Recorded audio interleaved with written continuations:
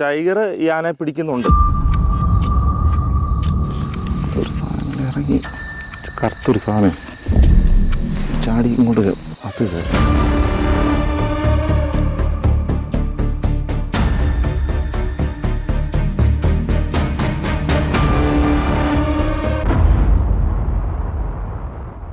നമ്മളിപ്പോൾ പെരിയാർ ടൈഗർ റിസർവിലാണുള്ളത്. ആനയും കാട്ടിയും കടുവയും പുലിയും എല്ലാം സ്വൈര്യമായി വിഹരിക്കുന്ന കാട്ടിലൂടെ 4 കിലോമീറ്ററോളം ട്രക്ക് ചെയ്ത് ഈ വന്യമൃഗങ്ങളെ അവരുടെ നാച്ചുറൽ ഹാബിറ്റാറ്റിൽ തന്നെ ചെന്ന് കണ്ട് അവരുടെ ജീവിത രീതിയും സ്വഭാവത്തിലെ പ്രത്യേകതകളുമെല്ലാം വളരെ അടുത്ത് നിന്ന് കണ്ട് മനസ്സിലാക്കാൻ പറ്റുന്ന ഒരു കിടിലൻ ട്രെക്കിംഗ് പ്രോഗ്രാം പെരിയാറിലുണ്ട്. Nature walk. നേച്ചർ വാക്കിന്റെ കാഴ്ചകളിലേക്കും വിശേഷങ്ങളിലേക്കുമാണ് ഞാൻ ഇന്ന് നിങ്ങളെയും കൊണ്ടുപോകുന്നത്. അപ്പോഴെങ്ങനെയാ, യാത്ര തുടങ്ങുകയല്ലേ? തേക്കടിയിലെ ബോട്ട് ലാൻഡിങ്ങിനടുത്തുള്ള ട്രെക്കിംഗ് ഓഫീസിൽ നിന്നും ഈ കാണുന്ന ചെങ്ങാടം വഴി ലേക്ക് ക്രോസ് ചെയ്ത് പോയി വേണം നമുക്ക് ട്രെക്കിംഗ് സ്റ്റാർട്ട് ചെയ്യാനായിട്ട്. ഇന്ന് നമ്മുടെ കൂടെ ഗൈഡായിട്ട് വരുന്നത് വിശ്വനാഥൻ ചേട്ടനാണ്.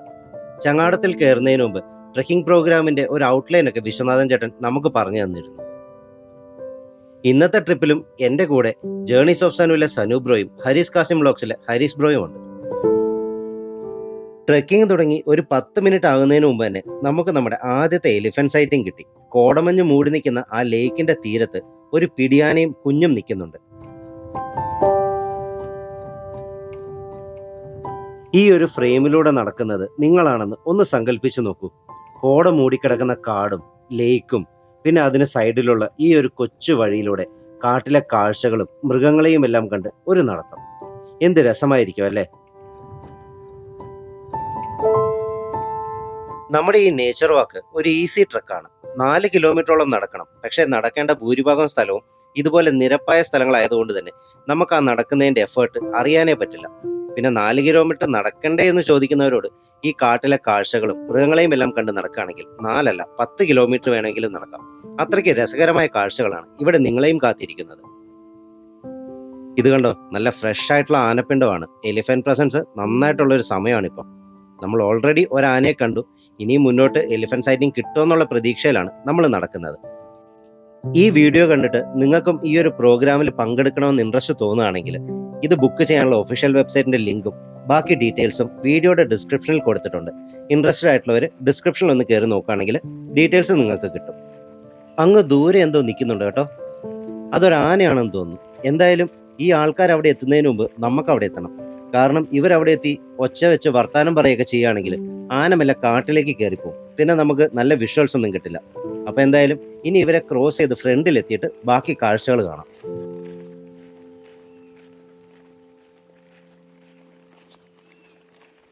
ഇന്നത്തെ നമ്മുടെ രണ്ടാമത്തെ എലിഫന്റ് സൈറ്റിംഗ് ആണ്. ഇതുപോലെ കുഞ്ഞുങ്ങളുമായിട്ട് ഒറ്റയ്ക്ക് നിൽക്കുന്ന പിടിയാനകൾ കാടിനകത്ത് നിൽക്കുന്നതിനേക്കാളും കൂടുതൽ സമയം ഇതുപോലെ ഓപ്പൺ ഏരിയയിലേക്ക് വരാറാണ് പതിവ്. അതിന് കാരണം ഈ കുഞ്ഞുങ്ങളെ കടുവ ആക്രമിക്കാനുള്ള ചാൻസ് വളരെ കൂടുതലാണ്. കാടിനകത്താണെങ്കിൽ കടുവ ഇവരെ അപ്രോച്ച് ചെയ്യുന്നത് പിടിയാനയ്ക്ക് പെട്ടെന്ന് കാണാൻ പറ്റില്ല. അതേസമയം ഈ ഒരു ഓപ്പൺ ഏരിയയിലാണെങ്കിൽ അവർക്ക് കടുവയെ പെട്ടെന്ന് സ്പോട്ട് ചെയ്യാൻ പറ്റും. പിന്നെ മനുഷ്യൻ്റെ പ്രസൻസും കൂടി ഉള്ളതുകൊണ്ട് ഇവരിവിടെ കുറച്ചും കൂടെ സേഫ് ആയിരിക്കും. ആനക്കുട്ടി ഓടുന്നുണ്ട്, എന്ത് രസമല്ലേ, അടിപൊളി.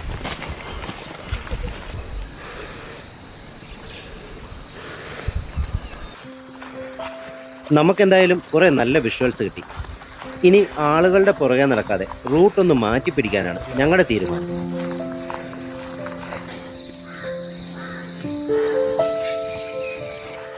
ഒരു ഇച്ചിരി ധൃതി വെച്ചുള്ള നടത്തമാണ്. നമ്മളിങ്ങോട്ട് കയറി വന്നതും അങ്ങ് ദൂരെ എന്തോ ഒരു വലിയ കൂട്ടമായിട്ട് നിൽക്കുന്ന കണ്ടു. കാട്ടാനയുടെ കൂട്ടമാണെന്നാണ് വിശ്വനാഥൻ ചേട്ടൻ ആദ്യം പറഞ്ഞത്. എന്തായാലും കോടമഞ്ഞിനിടയ്ക്ക് നിൽക്കുന്നുണ്ട്. ക്ലിയർ ആയിട്ടുള്ളൊരു വിഷ്വൽ ഇല്ല. കുറച്ച് അടുത്ത് ചെന്നെങ്കിൽ എന്താണെന്ന് നമുക്ക് കറക്റ്റായിട്ട് പറയാൻ പറ്റും. ആ കാണുന്ന ഒരു ഓപ്പൺ സ്പേസിലാണ് അവർ നിൽക്കുന്നത്. ആനയല്ല കേട്ടോ, കാട്ടികളാണ്. വലിയൊരു കാട്ടികളുടെ കൂട്ടമാണ് നിൽക്കുന്നത്. ആ കാണുന്ന ഓപ്പൺ സ്പേസിലുണ്ട്. കോടമഞ്ഞുള്ളതുകൊണ്ട് നമുക്ക് ഇവിടുന്ന് ക്ലിയർ വിഷ്വൽ അങ്ങനെ കിട്ടുമെന്ന് തോന്നുന്നില്ല. എന്തായാലും ടെലിലെൻസ് വെച്ചൊന്ന് നോക്കാം. കണ്ടോ, കാട്ടികൾ തന്നെയാണ്. അതിലൊരാൾ നമ്മളെ നോക്കി നിൽക്കുന്നുണ്ടോ. നമ്മുടെ പ്രസൻസ് അവർക്ക് മനസ്സിലായിട്ടുണ്ട്. ഒരു രക്ഷയില്ല കേട്ടോ. അവിടെ ഇപ്പം 5-6 എണ്ണമേ ഉള്ളൂ.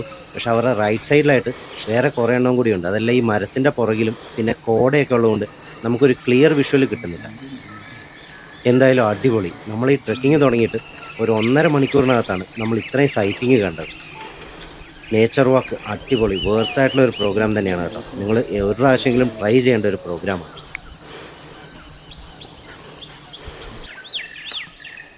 നമ്മൾ ഈ നിൽക്കുന്ന ഒരു സ്പേസ് ഉണ്ടല്ലോ, ഇതിന് ചുറ്റുമുള്ള മരത്തിൽ മൊത്തം ബേർഡ്സാണ് ഉള്ളത്. രാവിലെ ആയതുകൊണ്ട് നല്ല ആക്റ്റീവായിട്ടാണ് എല്ലാവരും ഇരിക്കുന്നത്. നല്ല ബേർഡ്സിൻ്റെ സൗണ്ടൊക്കെ നമുക്ക് കേൾക്കാം. നമ്മൾ ക്യാമറ സെറ്റ് ചെയ്യേണ്ട തൊട്ടടുത്തുള്ള മരമാണ് കേട്ടോ ഇത്. ഇത് തോണ്ടി കഴിച്ചിരിക്കുന്നത് ഇത് ഒരു പുറ്റാണ്. പുറ്റിനകത്ത് ഈ മരത്തിന് ചേർന്ന് ഈ കറുത്ത കടിയനുറുമ്പുണ്ട്. ഇത് ഇങ്ങനെയുള്ള സാധനങ്ങൾ കഴിക്കുന്നത് കരടി, സ്ലോത്ത് ബെയർ എന്ന് പറയും, നമ്മുടെ കരടി ആണ് കഴിക്കുന്നത്. ഇപ്പോൾ ഈ കരടി കഴിക്കുന്ന ആഹാരം എന്ന് പറഞ്ഞാൽ നമ്മുടെ ഉറുമ്പ്, ചെതൽ, ചില ഫ്രൂട്ട്സുകൾ, പഴുതാര, പിന്നെ തേള്, ഇതൊക്കെ കരടി കഴിക്കും. അപ്പോൾ ഇത് ഇന്നലെ രാത്രിയാണ് ഇത് വന്ന് കഴിച്ചിരിക്കുന്നത്. ഏകദേശം നമുക്ക് രാത്രിയാകുമ്പോഴത്തേക്ക് ഇവർ ഒത്തിരി ദൂരം സഞ്ചരിക്കുക കാണത്തില്ല. ഏകദേശം ഇവിടെ അടുത്ത് എവിടെയെങ്കിലും കാണുമായിരിക്കാം. അവർ അപകടകാരിയാണ്. നമ്മൾ ഒരു അടുത്ത് ചെന്നാലും നമ്മളെ അറ്റാക്ക് ചെയ്യാം. നമ്മളൊരു 20-30 മീറ്ററിൻ്റെ മുന്നേ വെച്ച് കണ്ടു കഴിഞ്ഞാൽ നമ്മൾ അതിനെ ശല്യം ചെയ്യാതെ മാറിക്കണം. കുഞ്ഞുങ്ങളായിട്ടുള്ളത് ഏറ്റവും കൂടുതലും ഭയങ്കരമായിട്ട് മനുഷ്യനെ കണ്ടാൽ ആക്രമിക്കാൻ വരുന്നത്.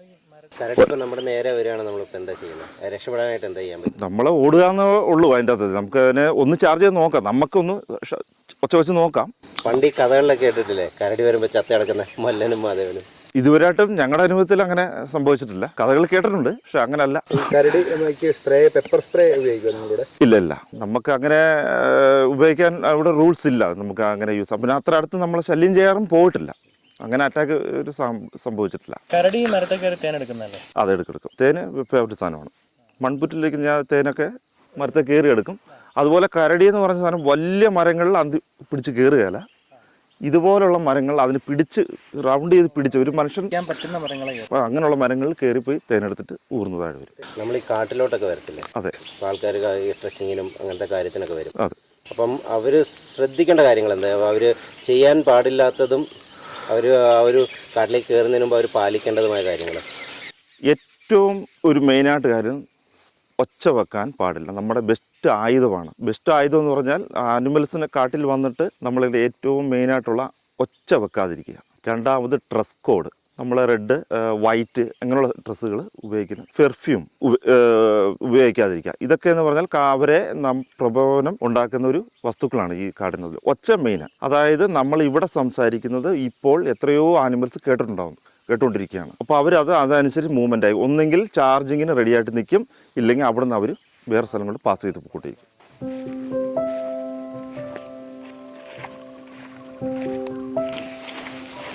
ആന ഓട്ടുന്നുണ്ടോ?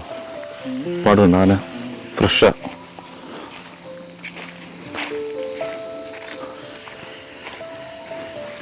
കൂടെ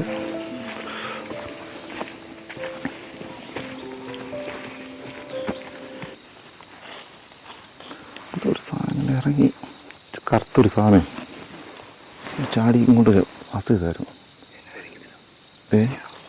കരടിയല്ല മരത്തെ കയറി. അവിടെ ഈ മരത്തേം ചാടി ഈ മരത്തിലോട്ട് കയറി. കരിങ്കുരങ്ങ് ആണെങ്കിൽ ഇവിടെ കാണണ്ടേ? മരപ്പെട്ടി ആയിരിക്കാമെന്ന് ഡൗട്ടുണ്ട്.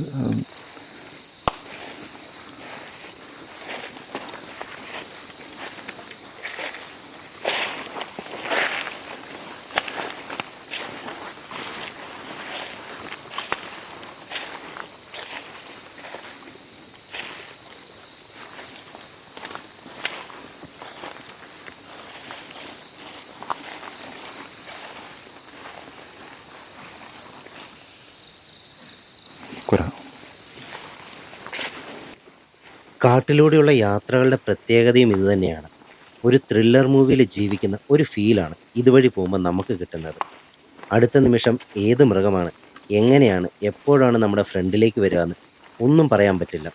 ഓരോ ചുവടും സൂക്ഷിച്ച് വെക്കണം. ഈ ഒരു ത്രില്ല് നിങ്ങൾക്കൊന്ന് കിട്ടിക്കഴിഞ്ഞെങ്കിൽ നിങ്ങൾ വീണ്ടും കാട്ടിലേക്ക് വരും. അത് 100% ഉറപ്പാണ്. അതുകൊണ്ടാണല്ലോ ഒരു പ്രാവശ്യം കാട് കയറിയ ആൾക്കാർ വീണ്ടും വീണ്ടും കാട്ടിലേക്ക് തിരിച്ചു വരുന്നത്.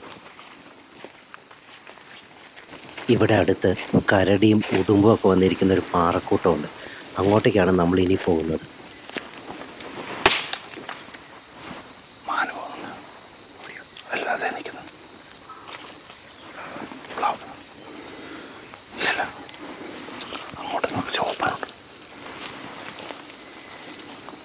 ആ കുന്നിൻ്റെ മേളിൽ ഒരു മ്ലാവ് നിൽക്കുന്നുണ്ട്. ആ ഓടിയത് കണ്ടോ? അവൻ അലാം കോൾ ഇട്ട് ഓടിയത് കൊണ്ട് ആ മേളിൽ ഇനി ആരെങ്കിലും ഉണ്ടെങ്കിൽ അവരും അവിടുന്ന് മാറും.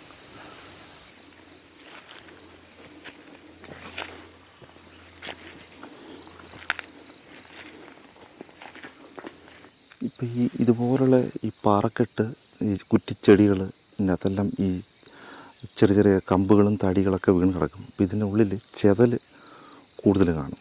ചെതൽ അങ്ങനെയുള്ള സാധനങ്ങളാണ്. അപ്പോൾ ഈ ഉടുമ്പ് രാവിലെ ഈ ഭക്ഷണം കഴിച്ച് കഴിഞ്ഞിട്ട് ഈ ഇളം വെയിൽ കൊണ്ടൊരു ഉറക്കമുണ്ട് ഇവർ.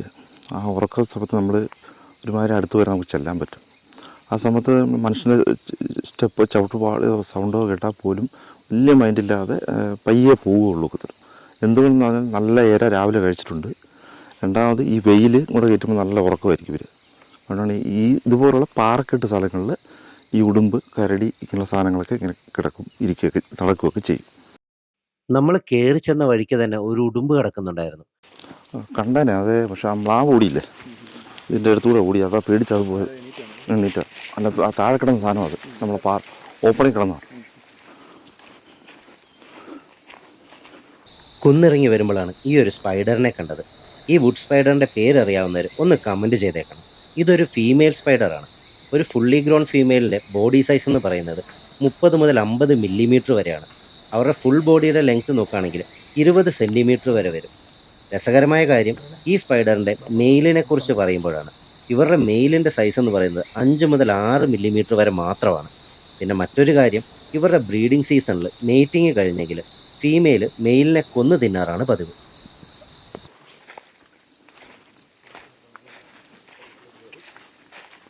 ഒരു പ്രാവശ്യം ഞങ്ങളിതുപോലെ ട്രെക്കിങ് വന്നിട്ട് ഫോറിനേഴ്സൊക്കെ ആയിട്ടാണ്. പക്ഷേ ഞങ്ങൾ എന്തോ ഒരു സൗണ്ട് കേട്ട്, പക്ഷെ ഞങ്ങൾ മിണ്ടാതെ ചെന്നത്. അപ്പോൾ ആർക്കായാലും നമ്മൾ കടുവ, ടൈഗറിനെ കാണണമെന്ന് പറയും. പക്ഷേ ഇതിനെ കണ്ടു കഴിയുമ്പം ഒരു പരിപ്പെട്ടവർ ഇതിന്ന് കാണും. ചിലർ ഇതിൻ്റെ സൈസും ഇതിനെ കാണുമ്പോൾ തന്നെ പേടിച്ച് തിരിച്ചു ഓടി. അങ്ങനെ ഒരു അനുഭവം എനിക്ക് ഉണ്ടായിട്ടുണ്ട്. ഒരു പ്രാവശ്യം ഇതുപോലെ ട്രെക്കിങ് വന്ന് ടൈഗർ അവിടുന്ന് കുഴിയിൽ നിന്ന് കയറി വരുന്നു. ഞാനും കണ്ടില്ല. എന്ന് വെച്ചാൽ ഞങ്ങൾ പക്ഷിയെ നോക്കിക്കൊണ്ടിരിക്കുമായിരുന്നു. രണ്ടാമത് ഗസ്റ്റ് ഇങ്ങോട്ട് കയറി വരികയും ഈ ഒരു കുഴിയിൽ നിന്ന് കയറി ഞങ്ങൾ ടോപ്പിലോട്ട് വരും. ഞങ്ങൾ അങ്ങോട്ട് ഇറങ്ങുകയും കൂടെ ഇങ്ങനെയായിരുന്നു. പിന്നെ സെൻട്രൽ ഭാഗത്ത് നിന്നുകൊണ്ടാണ് ഞങ്ങൾ പക്ഷിയെ കണ്ടുപിടിക്കുന്നത്. അപ്പോൾ സൗണ്ട് കേട്ട് ഇങ്ങനെ നോക്കുകയും ഞങ്ങളെല്ലാവരും ഒരേപോലെ തന്നെ നോക്കി. അതും തല കുനിച്ച് വേണ്ട കയറി വന്നത്. അതുകൊണ്ടാണ് ഞങ്ങളെ കാണുന്നത്. അല്ലെങ്കിൽ ഞങ്ങൾക്ക് മുന്നേ അത് കണ്ടേനെ, അത് ഓടിയേനെ. പക്ഷെ അതും കുനിഞ്ഞിങ്ങനെ വന്നുകൊണ്ട് നോക്കിയപ്പം ഗസ്റ്റ് കണ്ടു. തിരിഞ്ഞ് ഞാൻ നോക്കുന്നതിന് ഗസ്റ്റെല്ലാം കൂടെ പുറകോട്ട് ഓടിപ്പോയി. ഈ സൗണ്ട് കേട്ടപ്പോഴത്തേക്ക് ഇതും തിരിച്ച് താഴോട്ട് ഓടിപ്പോയി. അങ്ങനെ ഒരു അനുഭവം ഉണ്ടായിട്ടുണ്ട്. അല്ല, നമ്മളിപ്പോൾ അങ്ങനെ ടൈഗറിനെ ഡയറക്റ്റ് ഫേസ് ടു ഫേസ് കാണാൻ നമ്മളെ കയറി അറ്റാക്ക് ചെയ്യാനുള്ള ചാൻസ് ഒന്നും ഇല്ലല്ലോ? ചാൻസ് ഇല്ല. നമ്മളിപ്പോൾ ഒരു കൂട്ടിൽ അത് ഉറങ്ങിക്കിടക്കുവോ, റെസ്റ്റ് ചെയ്യുന്ന സമയത്തോ, അല്ലെങ്കിൽ ഒരു കടുവയെ പിടിച്ച് അല്ലെങ്കിൽ എവിടെയെങ്കിലും പിടിച്ച് മാറ്റുന്ന സമയത്ത് കൊണ്ട് പിടിക്കാനൊക്കെ ചെല്ലുന്ന അങ്ങനെയുള്ള കടിക്കുന്ന സ്വഭാവമേ ഉള്ളൂ. ഒരു നിശ്ചയൊരു ദൂരത്തിൻ്റെ ഉള്ളിൽ വെച്ച് കണ്ടു കഴിഞ്ഞാൽ നമ്മൾ ഓടുന്നത് ഓടുകയുള്ളൂ. ഞങ്ങൾ കണ്ടതൊരു എന്താ പറയുന്ന ഒരു 25 മീറ്റർ ഇല്ല, അതിൻ്റെ അടുത്താണ്. പക്ഷെ പെട്ടെന്ന് ഞങ്ങൾ കണ്ടു, എല്ലാവരും കണ്ടു, ശരിക്കും കണ്ടു, ഞെട്ടിപ്പോയി. അപ്പം ഞാൻ പറഞ്ഞതിന് മുന്നേ അവർ ഓടുകയാണ് ചെയ്തത്. അപ്പം ഓടിയില്ലായിരുന്നേ ഞങ്ങൾക്ക് ഇച്ചിലൂടെ കാണാൻ പറ്റിയാണ്. അതുകൊണ്ടാണ് അത് കണ്ടത്. ഞങ്ങൾ കണ്ടു, അത് കണ്ടില്ല. ഈ ഓടിയ സൗണ്ട് ഞങ്ങളെ കണ്ട് തിരിച്ചു ഓടും. അത് കാണത്തില്ല. അത് നമുക്ക് ഇച്ചിലൂടെ സൗകര്യമായിട്ട് പിന്നെ നമ്മൾ അടുത്ത് വരുന്നതോടെ നമ്മൾ സൗണ്ട് ഉണ്ടാക്കാൻ തുടങ്ങും. പിന്നെ ഡിസ്റ്റർബ് ചെയ്യാൻ പാടില്ല. അതുകൊണ്ട് ഞങ്ങൾ തിരിച്ച് പുറകോട്ട് പമ്മി മാറത്തുള്ളൂ. അതെ.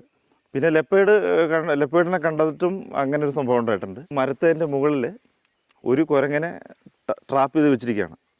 അത് 2 ലെപ്പേഡാണ്. അതും ഞങ്ങൾ ബേർഡ് വാച്ചിങ്ങിന് ഞങ്ങളിങ്ങനെ ഇംഗ്ലണ്ട് ഗസ്റ്റാണ്. ബേർഡ് വാച്ചിങ്ങിന് പോകുന്ന സമയത്ത് പക്ഷിയെ കണ്ടുകൊണ്ടിരിക്കുമ്പോൾ തന്നെ ഒരു കുരങ്ങൻ്റെ ഒരു കോള് ഞങ്ങൾ കേട്ടായിരുന്നു. ഒരു പേടിച്ച് കരയുന്ന ഒരു കോളുണ്ട് ഇവർക്ക്. അപ്പം ഞങ്ങൾ നോക്കിയപ്പോൾ ശ്രദ്ധ കൊടുത്തില്ല. സാധാരണ കരിങ്കുരങ്ങാന്ന് ഓർത്ത് ഞങ്ങൾ നോക്കാൻ പോയില്ല. പക്ഷേ ഞങ്ങളുടെ അടുത്ത് തന്നെ 2 മരത്തിലുണ്ടായിരുന്നു. ബേർഡ് വാച്ചിങ് എന്ന് പറഞ്ഞാൽ അറിയാമല്ലോ, സൗണ്ട് ഉണ്ടാക്കുക, നമ്മൾ ഒരു സ്ഥലത്ത് ക്യാമറയൊക്കെ വെച്ചിരിക്കുന്നതാണ്. അപ്പോൾ അതും ഞങ്ങളെ കണ്ടില്ല. ഞങ്ങൾ ശരിക്കും ഞാൻ എൻ്റെ ഗസ്റ്റും കൂടെ ബേർഡിനെ കണ്ട് ഫോട്ടോ എടുത്ത് തിരിച്ച് കുറച്ച് അങ്ങോട്ട് നീങ്ങുകയും ഞാൻ കുരങ്ങിനെ മേളിൽ നോക്കി. താഴത്തോട്ട് നോക്കിയപ്പോഴത്തേക്ക് താഴത്തെ ബ്രാഞ്ചിൽ 2 ലെപ്പേർഡ് ഇരിക്കുകയാണ്. ഇച്ചിരി ദൂരമുണ്ട്, ശകലം ദൂരമുണ്ട്. പക്ഷേ പെട്ടെന്നായിരുന്നു അതും ഞങ്ങളെ കണ്ടു. മരത്തിൽ നിന്ന് ചാടുക ചെയ്തത്. വലിയ ഉയരമല്ല, ചെറിയൊരു മരമാണ്. അവിടുന്ന് ചാടി ഒന്ന് ഇങ്ങനെ നിന്ന് ഒരു കുടച്ചിൽ കുടഞ്ഞ് ഓടുകയാണ് ചെയ്തത്. അങ്ങനെ ഒരു ഇതുണ്ട്. അപ്പോഴും ഈ എൻ്റെ കൂടെ വന്ന് ജസ്റ്റ് ഓടുകയാണ് ചെയ്തത്. അപ്പോൾ നമ്മൾ ആദ്യമേ പറയും ഇതൊക്കെ ബൈ ചാൻസ് നമ്മൾ കാണാൻ സാധ്യതയുണ്ട്, ഓടരുത്, ഞാനുണ്ട്, ഞാൻ എല്ലാം ചെയ്യും. പക്ഷേ ആരായാലും പെട്ടെന്നൊരു ഈ ഒരു ഫീല് റിഫ്ലക്സ് വന്ന് ഓടിയിട്ടുണ്ട്.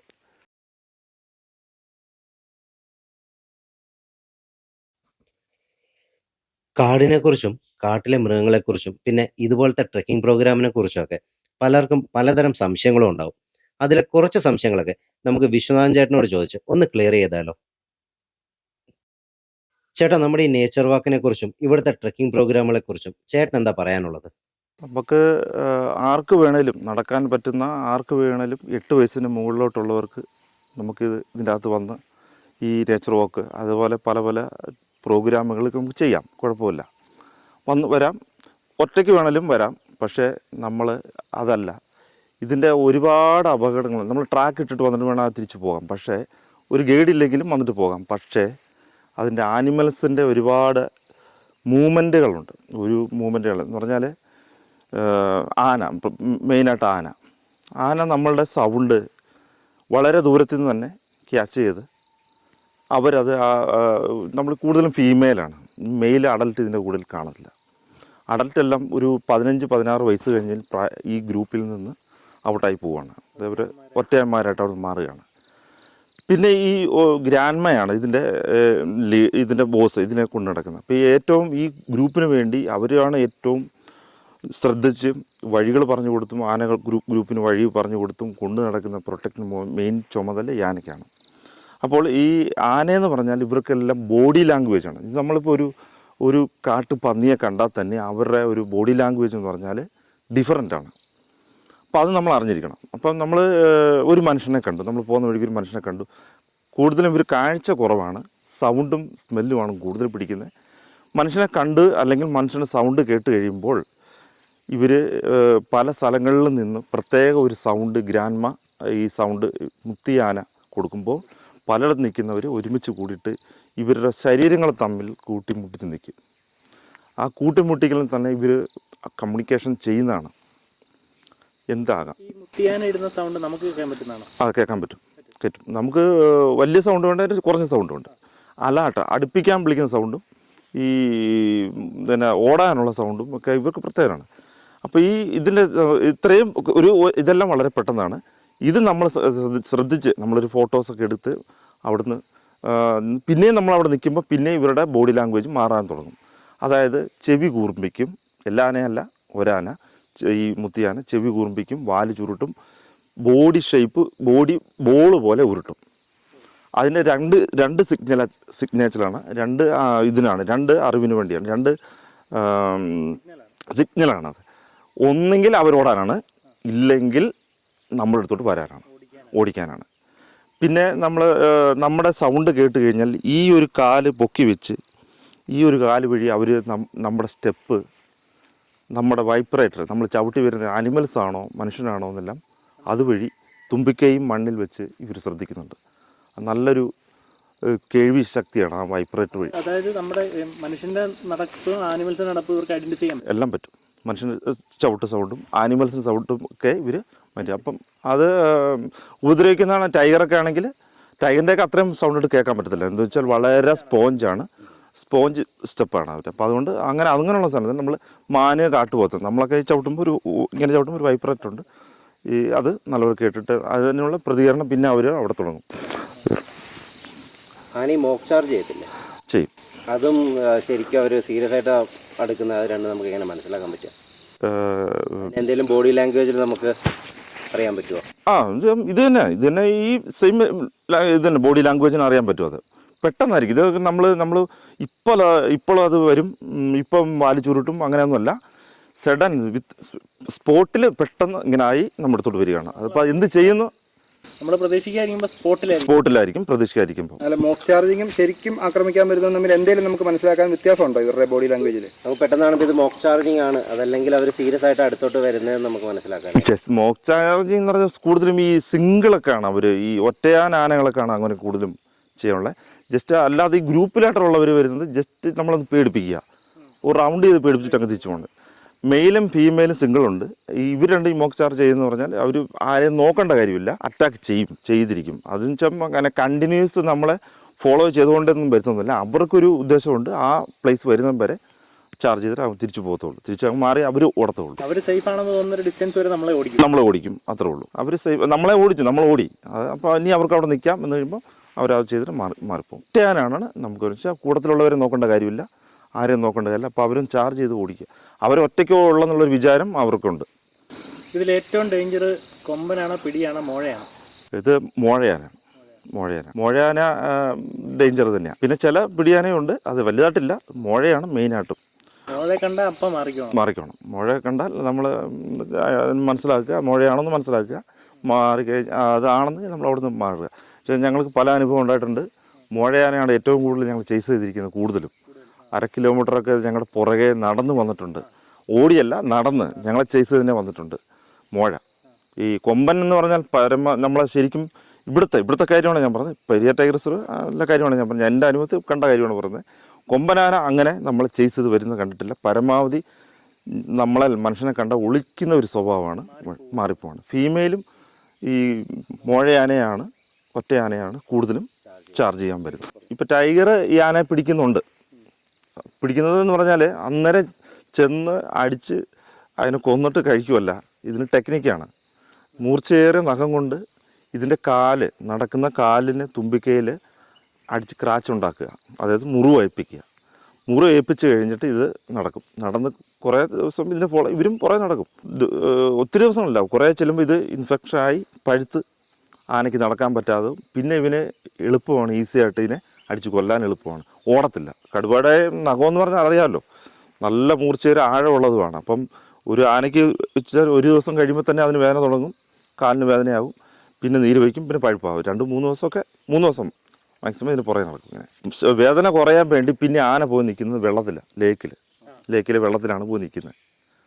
അപ്പം ഇവർക്ക് ഈ ആനയെ ടൈഗറിന് കൊന്നാലും വെള്ളത്തിന് വേറെ അങ്ങ് പോകണ്ട, ഭക്ഷണം കഴിച്ചിട്ട് എവിടെയും പോകേണ്ട കാര്യമില്ല. അതുകൊണ്ട് ഇവനെ ചെന്ന് കൊന്നിട്ട് അവിടത്തിന് അടിച്ചു കൊല്ലുവാണ്. വെച്ചാൽ ആന എന്ന് പറഞ്ഞാൽ വലിയ ആനയടുത്തല്ല, ഒരു ഇടത്തരം സൈസ് ആനയുടെ കാര്യമാണ് ഈ പറഞ്ഞത്. അതിനെ അടിച്ചു കൊല്ലുവാണ്. പിന്നെ ഇട്ട് വീണ് കഴിഞ്ഞാൽ പിന്നെ എണ്ണിക്കാൻ പിന്നെ പയ്യെ കഴിക്കാൻ തുടങ്ങും. സംഭവം നടന്നിട്ടുണ്ട്, റിപ്പോർട്ട് ചെയ്തിട്ടുണ്ട്. അങ്ങനെ പെരിയാറ് റിപ്പോർട്ട് ചെയ്തിട്ടുണ്ട്. ആനയുടെ ഏജ് എങ്ങനെ നമ്മൾ അറിയുന്നത്? ഏജ് നമ്മളെ നഖത്തിലറിയാം. പല്ലിൻ്റെ തേയ്മാനം വെച്ചാണ് നമുക്ക് പ്രായം ഏകദേശം നമുക്ക് അറിയാൻ പറ്റുന്നത്. പറഞ്ഞത് പല്ലിൻ്റെ തേയ്മാനം, അതായത് നമ്മൾ പിണ്ടത്തേലും അറിയാൻ പറ്റും. ആന പിണ്ടത്തേലെ ഒരു യങ് ഗ്രൂപ്പ് ഇങ്ങനെ പോവുകയാണെങ്കിൽ പല കാണുമല്ലോ, പല ആനപ്പിണ്ടങ്ങൾ കാണാം അതിൻ്റെ അകത്ത് അതിനുള്ളിൽ ഈ ആനപ്പിണ്ടത്തിൽ നോക്കുമ്പോൾ അറിയാം. യങ് ഗ്രൂപ്പിൻ്റെ ആണെങ്കിൽ, അതായത് നല്ല ചെറുപ്പമായ ഒരു ആനയാണെങ്കിൽ നല്ല അരഞ്ഞ് നല്ല ഈ ഇലകളൊന്നും കാണത്തില്ല, നാരുകൾ മാത്രമേ കാണൂ. അതെല്ലാം നല്ല ചെറുപ്പമായിട്ടുള്ള ആനയാണ്. ഈ ഇലകൾ ചതയാതെയും ഇലകൾ അങ്ങനെ കിടക്കുന്നതും നാരുകൾ കൂടുതൽ കിടക്കുന്നതും ഇങ്ങനെ കിടക്കുന്ന ആനപ്പിണ്ടങ്ങളാണ് നമുക്ക് ഏജ് ഓവർ, അതായത് ഇവരുടെ പല്ലിന് തേയ്മാനം വരുന്ന സമയത്ത് നടക്കാത്തത് കൊണ്ടാണ് ഈ സംഭവം നടക്കുന്നത്. അങ്ങനെയാണ് നമുക്ക് തിരിച്ചറിയാൻ പറ്റുന്നത് പ്രായമുള്ളത്, കുറഞ്ഞത്, കൂടിയതൊക്കെ. ചേട്ടാ, നമ്മുടെ ഈ കാട്ടുപട്ടികൾ വേട്ടയാടുന്ന രീതിയെക്കുറിച്ച് ഒന്ന് പറയാമോ? ഡോളെന്നാണ് അതിൻ്റെ പേര്, കാട്ടുപട്ടി, ഡോളെന്നാണ്, വൈൽഡ് ഡോഗ്. അപ്പോൾ ഇത് ഒരു ഗ്രൂപ്പായിട്ടാണ് ഇത് നടക്കുന്നത്. ഒരു 10 എണ്ണം 15 എണ്ണം ഒക്കെ കാണും ഒരു ഗ്രൂപ്പിൽ. ഇത് കൂടുതലും രാവിലെ അല്ലെ ഈ പകൽ നേരങ്ങളിലാണ് ഇവരുടെ ഹണ്ടിങ്. ഈ മാൻ പോലുള്ള സാധനങ്ങൾ, അതായത് മാന്, കാട്ടുപോത്തെന്ന് പറഞ്ഞാൽ എർലി മോർണിംഗ് നൈറ്റാണ് ഇവർ കൂടുതൽ ഈ പ്രസൻസ് കാണാൻ പറ്റുന്ന ഓപ്പൺ പ്ലേസിൽ. അപ്പം രാവിലെ ഈ ആഹാരങ്ങളെല്ലാം ഈ നൈറ്റ് നിന്ന് കഴിച്ചിട്ട് പകൽ സമയങ്ങളിൽ ഈ കുറ്റിക്കാടുകൾ അല്ലെങ്കിൽ കാട്ടിനകത്ത് കിടന്നുറങ്ങും. അപ്പോൾ ഈ ചെന്നായി എന്ന് ഈ കാട്ടുപട്ടി ഇതിൻ്റെ യൂറിൻ സ്മെല്ല്, ഇവരുടെ സ്മെല്ലുണ്ടാവും, ഇവർക്ക് എല്ലാവരുടെയും സ്മെല്ലും കിട്ടും, ചെന്നായിക്ക് കിട്ടും. അതിൽ ഒരെണ്ണം ഇവർ ഈ ഇന്ന സ്ഥലത്ത് ഉണ്ടെന്ന് അത് കൺഫേം ആക്കിയിട്ട് എല്ലാം കൂടെ റൗണ്ട് ചെയ്യും. അപ്പോൾ കൂടുതലും ഈ കാട്ടുപോത്ത് ഈ മാനൊക്കെ കിടന്ന് ഉറങ്ങുന്നത് ലേക്കിൻ്റെ ടച്ചുള്ള സ്ഥലങ്ങളിലായിരിക്കും, വെള്ളം ഉള്ള സ്ഥലങ്ങളിലായിരിക്കും കിടന്ന് ഉറങ്ങുന്നത്. അപ്പം ഇതിനെ റൗണ്ട് ചെയ്ത് ഏതെങ്കിലും ഒരെണ്ണത്തിനെ ടാർഗറ്റ് ചെയ്ത് ഓടിച്ചുകൊണ്ട് പോയി ലേക്കിൽ ചാടിക്കുക. ചെന്നായി കാട്ടുപട്ടി ചെയ്യുന്ന അങ്ങനെയാണ്. ഒരെണ്ണത്തിനെ ചെന്ന് വെള്ളത്തിൽ നിർത്തി കഴിഞ്ഞിട്ട് ഇവരെല്ലാം കൂടെ ഒരുമിച്ചായി വന്നിട്ട് ഇത് നീന്തും, മ്ലാവ് നീന്തി കഴിയുമ്പോൾ എല്ലാവരും പുറകെ ചെന്നാണ് ഇതിനെ അറ്റാക്ക് ചെയ്യുന്ന കടിക്കുകയാണ്. അതായത് ശരിക്കും കടിച്ച് വലിച്ചുകൊണ്ട് വരുവാണ്. നെക്ക് പുറം എല്ലാം എല്ലാവരും കൂടെ വലിച്ച് കൊണ്ട് കരയിലിട്ടിട്ട് അവിടെ നിന്നാണ് ഇത് ഭക്ഷിക്കുന്നത്. അത് ഭക്ഷിക്കുന്നത് ജീവനോടെ ഭക്ഷിക്കും. സാധാരണ ആനിമൽസ് അവർ കൊന്നു എന്ന് ഉറപ്പ് വരുത്തി കഴിഞ്ഞാൽ അതിൻ്റെ ആ പിടുത്തം അത് വിടുകയുള്ളൂ. പക്ഷേ ഇത് അങ്ങനെയല്ല. ഇതിനെ ഓടാൻ പറ്റാത്ത രീതിയിൽ കണ്ണെല്ലാം ആദ്യമേ അടിച്ച് പൊട്ടിച്ച് കളയും. എന്നിട്ട് ഓടാൻ പറ്റത്തില്ല എന്നൊരു സിറ്റുവേഷൻ അവർക്കറിയാൻ പറ്റും. അത് എണ്ണിക്കുകയില്ല. അപ്പം തന്നെ ജീവൻ കാണും, പക്ഷേ എണ്ണിക്കുകയില്ല. അപ്പം തന്നെ എല്ലാവരും കൂടെ കൂടിയിരുന്നിട്ട് ജീവനോടെ ഭക്ഷിക്കും. ഞങ്ങൾ ഒത്തിരി പ്രാവശ്യം കണ്ടു. പക്ഷേ നമ്മൾ അങ്ങനെ നിൽക്കുമ്പോൾ ഞങ്ങൾ ചെന്നാൽ അതിനെ ഓടിക്കാനോ ടൂറിസ്റ്റിനെ കൊണ്ട് കാണിച്ച് അവിടെ നിൽക്കാനോ പാടില്ല. കാരണം ചോദിച്ചു കഴിഞ്ഞാൽ 1-2 ദിവസം ഭക്ഷണമില്ലാതെ ആ സമയത്ത് അവിടെ ഉള്ള എനർജി എടുത്താണ് ഇവർ ഒരു ഹണ്ടിങ് ചെയ്യുന്നത്. മനുഷ്യൻ്റെ പ്രസൻസ് അവിടെ ഉണ്ടെങ്കിൽ ഇത് ഉപയോഗിച്ചിട്ട് പോകും. പിന്നെ പിന്നെ ഒരു ആരോഗ്യം വീണ്ടെടുക്കാൻ ഇവർക്ക് ഭയങ്കര പാടായിരിക്കും. പിന്നെ ഒരു ഹണ്ടിങ് ചെയ്യാൻ വേണ്ടി ഇതുപോലെ മ്ലാവിനെ ഹണ്ടിങ് ചെയ്യണം. അതുകൊണ്ട് ടൂറിസ്റ്റിനെ ആയാലും ശരി, ഞങ്ങളുടെ ഡിപ്പാർട്ട്മെൻറ്റ് ആൾക്കാരായാലും ശരി, ഞങ്ങൾ വന്നു കഴിഞ്ഞാൽ ഹണ്ടിങ് നടക്കുവാണെങ്കിൽ ആ പ്രദേശത്ത് മാറിപ്പോവും. കൺഫേം ആക്കിയിട്ട് അതിനെ പിടിക്കുന്നതെന്ന് കൺഫേം ആക്കിയിട്ട് നമ്മൾ മാറിപ്പോകും. പക്ഷേ ഇതാണ് പ്രശ്നം. അതായത് നമ്മളുടെ പ്രസൻസ് ഉണ്ടായിട്ടിട്ട് പോകും. ഇത്രയും ഒരാളല്ല, 10-15 പേരുണ്ട്. അവർക്കുള്ള ഫുഡാണത്. അത്ര പേരും പട്ടിണിയായി പോകും. ഇത് നേച്ചറിൻ്റെ ഒരു ഭാഗമാണ്. അത് നടക്കണം. അതിനെ പിടിക്കാൻ പാടില്ലെന്ന് പറഞ്ഞ് നമ്മളതിനെ ഓടിക്കാൻ പാടില്ല. കാട്ടിലെ ഒരുപാട് രസകരമായ കാഴ്ചകളും വിശേഷങ്ങളും എല്ലാം കേട്ട് മൃഗങ്ങളെയും കണ്ടാണ് ഞങ്ങൾ തിരിച്ചിറങ്ങിയത്. എന്തായാലും തിരിച്ചു വന്നതും നമ്മളെയും കാത്തിരുന്നത് രാവിലെ കണ്ട ആനയും അതിൻ്റെ കുഞ്ഞുമാണ്. ഇത്തവണ എന്തായാലും അവർ രണ്ടുപേരും നമുക്ക് കാണാൻ പാകത്തിന് കുറെ കൂടെ അടുത്തേക്ക് മാറിയാണ് നിൽക്കുന്നത്. നേച്ചർ വാക്കും ഈ കാടും കാട്ടിലെ വിശേഷങ്ങളും മൃഗങ്ങളെയും എല്ലാം എല്ലാവർക്കും ഇഷ്ടപ്പെട്ടു എന്ന് കരുതുന്നു. നിങ്ങൾക്ക് ഈ വീഡിയോ ഇഷ്ടപ്പെട്ടെങ്കിൽ ലൈക്ക് ചെയ്യാനും യാത്രയെ സ്നേഹിക്കുന്ന നിങ്ങളുടെ സുഹൃത്തുക്കളുമായി ഷെയർ ചെയ്യാനും മറക്കരുത്. വീഡിയോയെക്കുറിച്ചുള്ള നിങ്ങളുടെ അഭിപ്രായങ്ങൾ കമൻറ്റ് സെക്ഷനിൽ രേഖപ്പെടുത്തുക. അടുത്ത വീഡിയോയിൽ പുതിയൊരു സ്ഥലവുമായി വീണ്ടും കാണാം. Till then, bye bye.